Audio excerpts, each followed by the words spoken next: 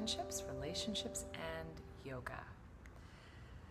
So last week, my world fell apart.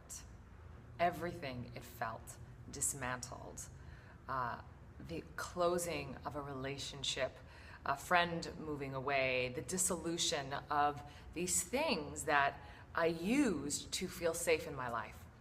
And it's this amazing and vulnerable opportunity when things fall apart to realize that we're using these kind of external pillars as the scaffold for our internal well-being.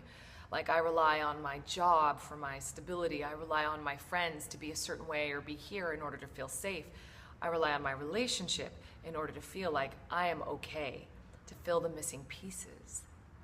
And when things fall apart, it can become so tempting. For me, I scramble to find a foothold.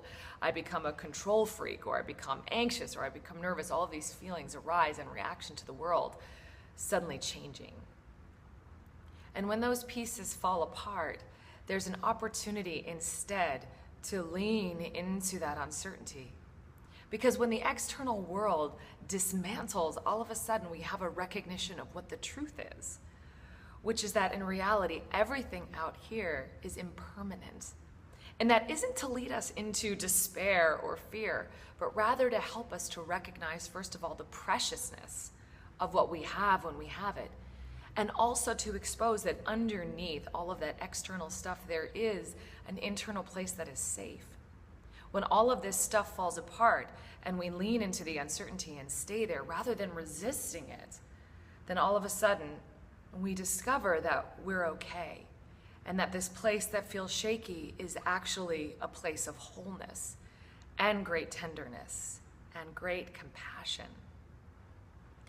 So the practice is, can we lean into these moments of uncertainty? Can we practice when we come to our mat or when we're in the world to just be in the moment and to touch down into this deeper place rather than holding on?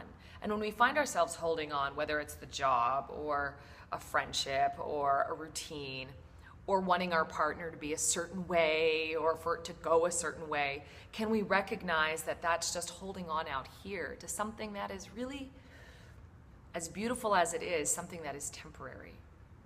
And so instead we can turn within in those moments, take a breath, relax, and lean into that shaky place a little bit more. Practice being comfortable with it so that we can show up in fullness even when things feel a little uncertain. Lean into uncertainty with your beautiful, vast, and tender heart. That's a thought for now. See you on the mat.